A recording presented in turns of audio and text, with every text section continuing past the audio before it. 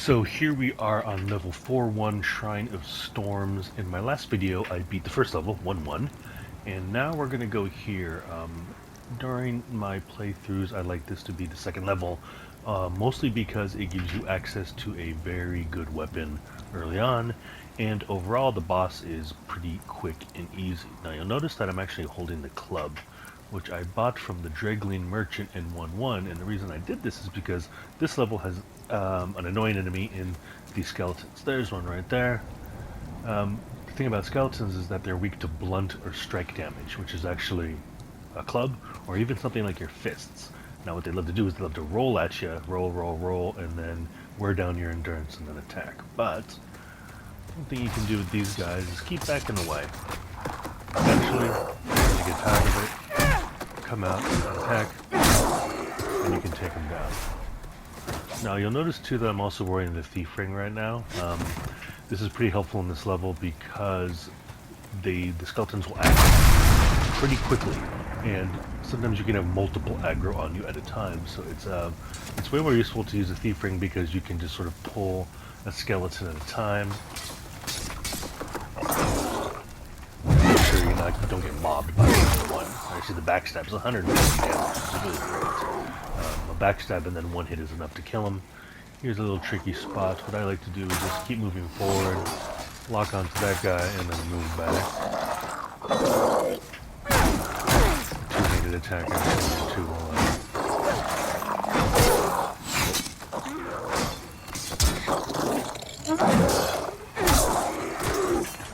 take him out. Let's heal up real quick just to be safe. And then this archer. And there's two more up here. The Thief Ring is going to let me basically just aggro the first one. It's an interesting game mechanic in that they don't actually sort of activate until you have locked onto them. So like I can stand right here, nothing happens, move up a little bit, but once I lock on, it kind of off. Now, when you get to the top of the stairs, you're going to notice those two archers up there are going to start shooting down arrows at you. So usually, while there's some good items up here, for now we're just going to leave them and we'll go to the fog door. Oh, look at that. It's our buddy the Vanguard Demon from the tutorial who probably killed you when you first tried him.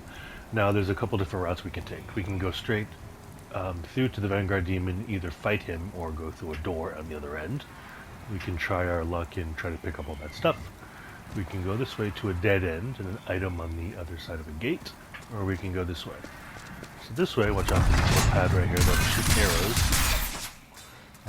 and kill you. There's a route upstairs and a route outside. Now, if you want a great weapon for early game, we're going to go out here. Now you'll see that there's an item on the edge of this cliff right here guarded by this black dual katana red-eyed skeleton, and at the level you're at right now it's going to be a really tough fight. So what we want to do is we want to bait him out, grab that item, and just get the heck out of there. He's not going to follow you down the cliff, he's actually going to stay up there, especially if you're wearing the Thief Ring. You can already tell he sort of reset his position, he's just sitting there. Now the weapon we just picked up is the Crescent Falchion. The Crescent Falchion is a falchion that's been upgraded along the Crescent line, which means that it's going to deal both physical damage and magic. And the magic damage is going to scale based on whatever your magic stat is. In my case, mine is 13. So, right off the bat, we have a weapon that, say, my scimitar I was using in level 1-1 suddenly is at least twice as powerful as that. So it's a great weapon to have. I've gone through the entire game through New Game +5 using a fully upgraded Falchion. It's a great option, especially early game when you find that most of the time you're kind of outclassed by a lot of what you're fighting. Now there is one more thing up here. We can run up here and grab this.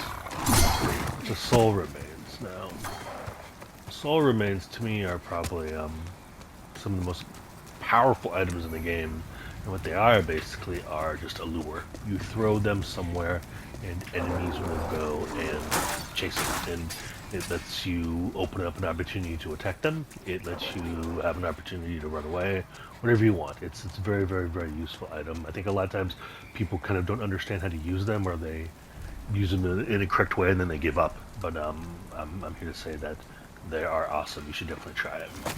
So now we have this Crescent Falchion. Let's test it out on this skeleton. Oh, not bad. Two-handed doing some more damage. Now if you want, we can just run past these guys, because there's an item over here that we definitely want. At the base of this tower, we saw it sort of hidden behind a gate down here. Watch out for this pressure plate. So we'll shoot some arrows at you. You know, only one round though. Pick it up. So this is the copper key, and you'll use this in the level to free an NPC merchant that ends up stocking a lot of very useful items, and he's the only one that does. So make sure you pick that up. Kill these skeletons. Now here we have two routes. I'm going to show you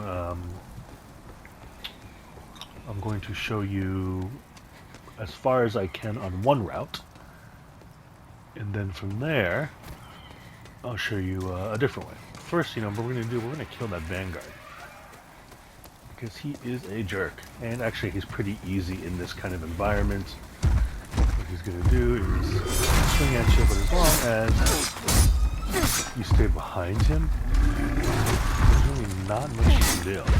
The only thing you really need to worry about in this level is there are sky rays flying around, and you just saw that they'll shoot some projectiles at you while you're fighting this guy. I think as long as you keep moving, for the most part, that threat is minimal. If you've leveled up your vitality at all, level 1-1, you're going to be able to at least survive a few of those hits. Now, see, if you keep circling the Vanguard,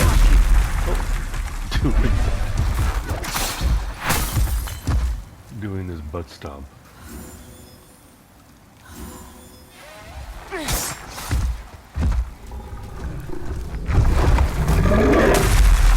Don't get too close to that. I kind of got lucky that I didn't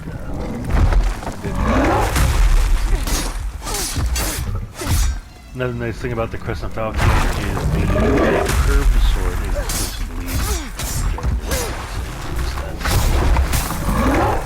he's losing very, very small amounts of life. So not super helpful, honestly, but it's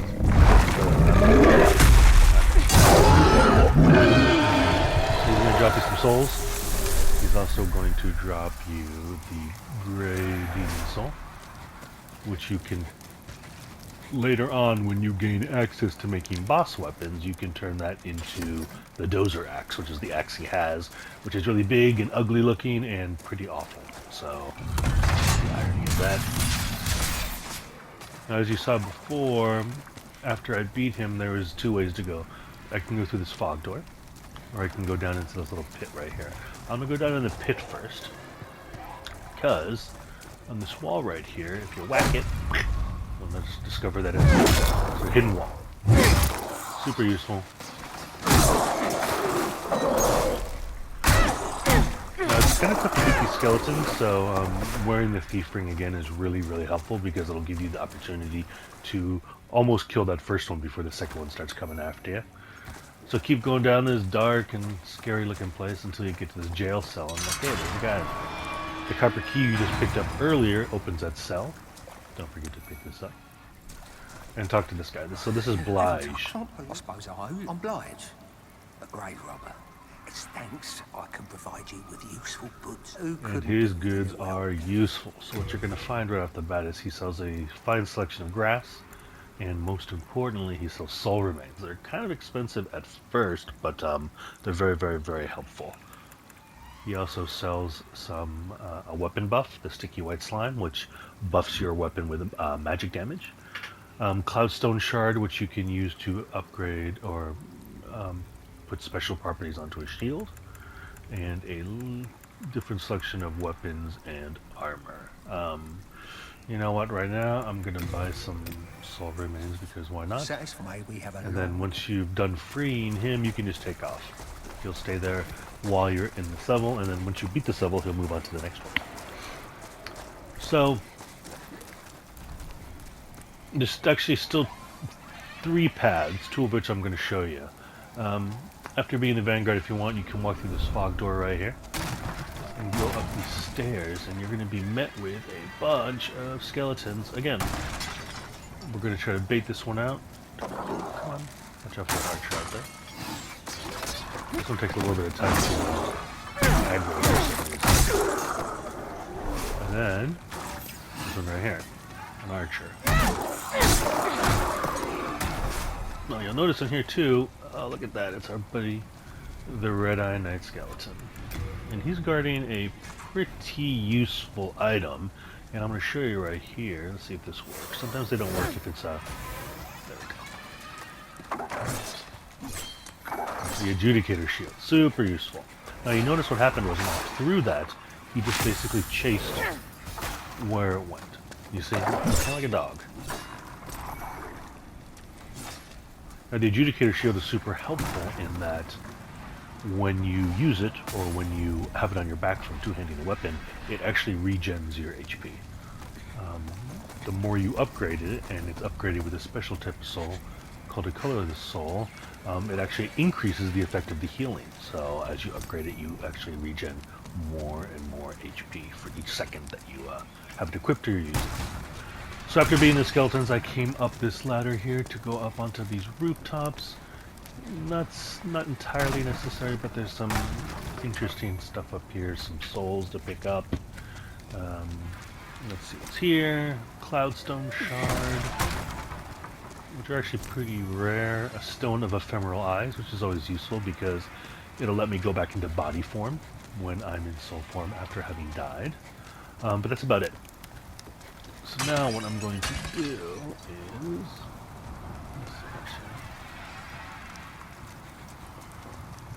I'm going to go back down here. Oh. Don't get that skeleton after me. I'm going to go back the way I came and show you the big, the secret of this level. If I wanted to, I could go down this path right here, and it would take me past some skeletons and such and all that.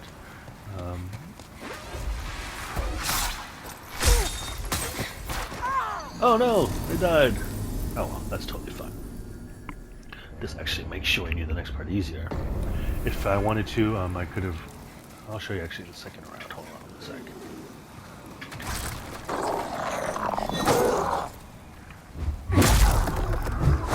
Let's get rid of these skeletons a bit. It's kind of a long animation.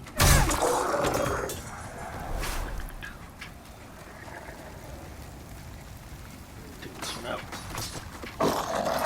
So, as you just saw, when in that area of the level, there was those sort of like stingrays floating in the sky. They're going to be shooting those spikes at me, basically constant. The fact that I'm actually wearing the thief rings is making them do it a little less than they usually would. So, you just kind of want to be careful, because if you're up there, they are going to be shooting those things at you pretty much non-stop. So you're going to have to keep an eye on where they are. You're going to have to dodge out, or you're just going to have to put the thief ring on to make yourself just noticeable to them.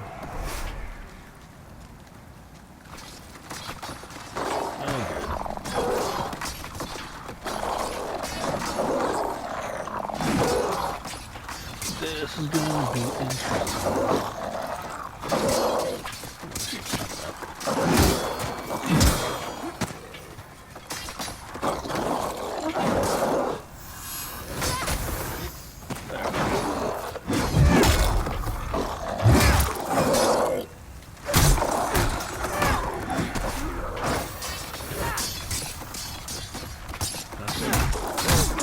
Shows you how useful soul remains are. I've managed to get one off, 2 offs, and the skeletons actually just aggroed on them, leaving me the opportunity to attack them. So, you notice right here the Vanguard's dead. That's a nice little perk, is that once you kill him, he never respawns again. Now this was the way to the Crescent Falchion. But let's go up actually. Again, and I'll show you one possible path. So instead of going this way towards the skeletons and the archers, we can go over along the top of this wall, hop down, watch out for that archer up top, and go into this tunnel. Now to the left of here, down the hall, is going to be another skeleton. And fighting these guys in tight hallways is not super fun. But let's see what we can do. Now, when you come out of this door right here, there's actually going to be another skeleton on your right, inside of the little stick.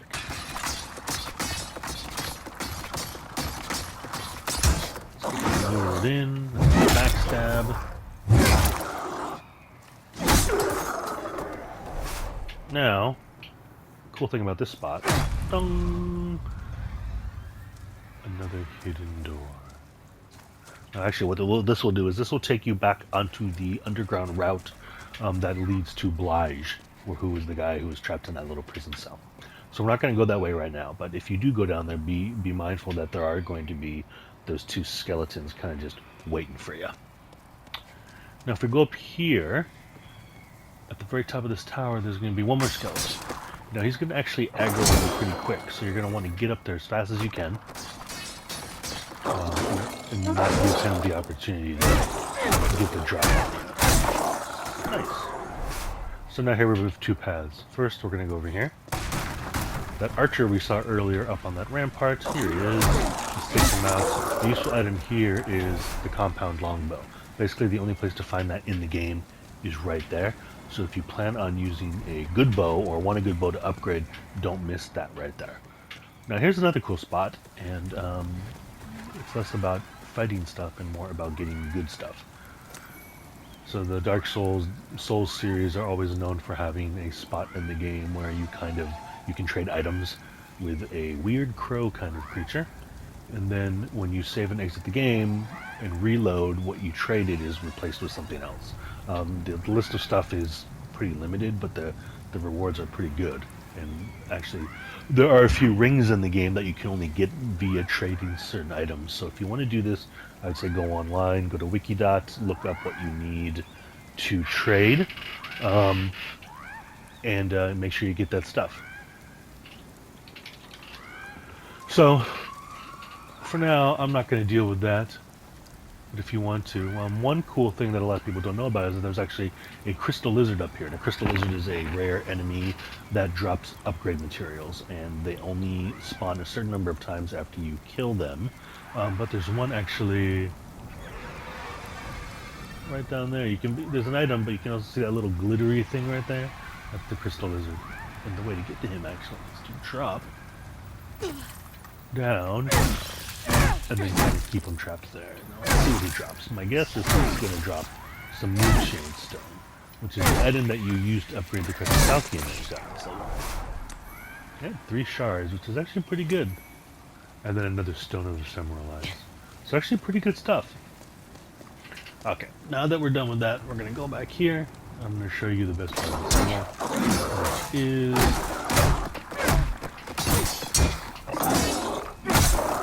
the skip.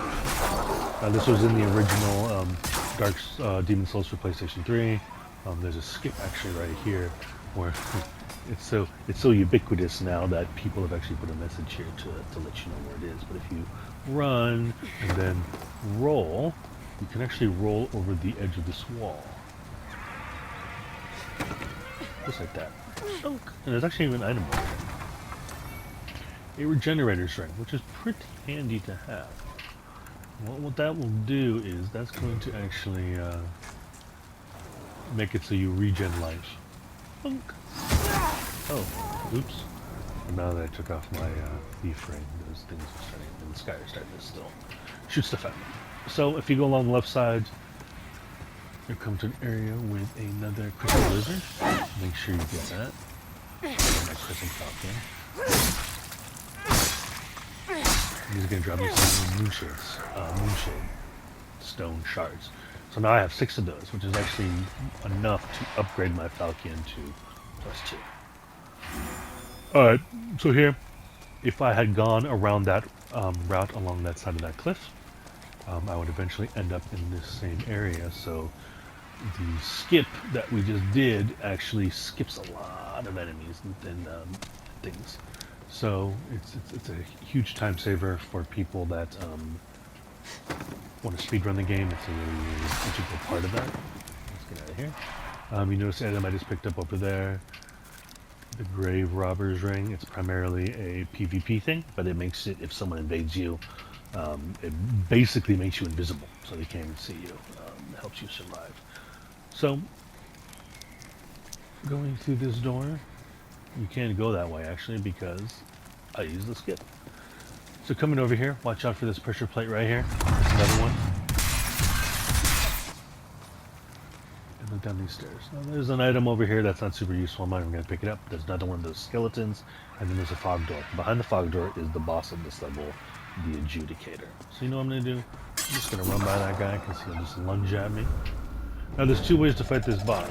You'll notice him down there. You can shoot spells at his head from up here. There's actually a trophy associated with only shooting him from spells from the bottom. Or you can go down the ground. I always find the ground a little bit easier than what I'm supposed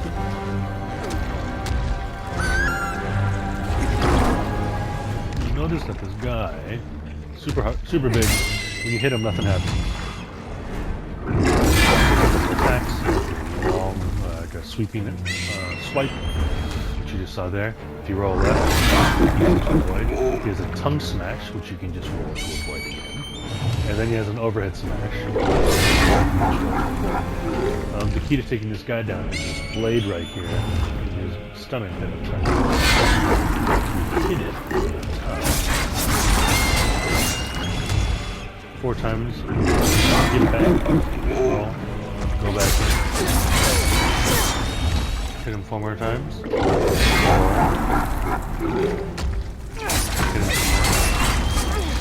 Now after you hit him a certain number of times, he's going to fall on the ground. And what that's going to do is going to make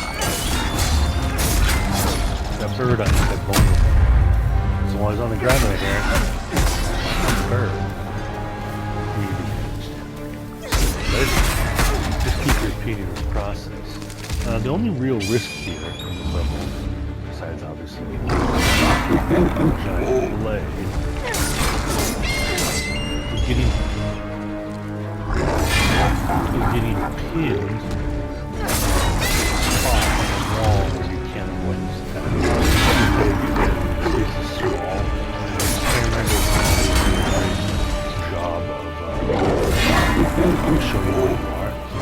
Easy. Put yourself pinned into a spot behind you to actually avoid this attack. Overall, once you know his pattern, once you know which one to roll,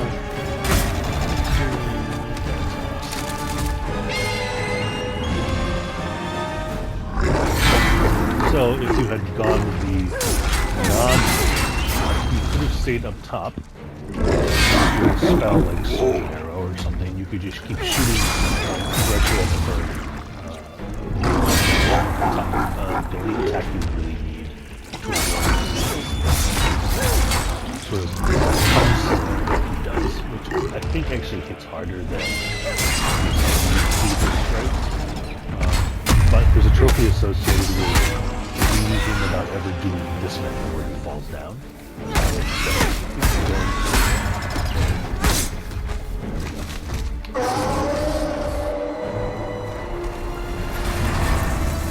That is basically a walkthrough of level 4-1 Transforms. Not so bad.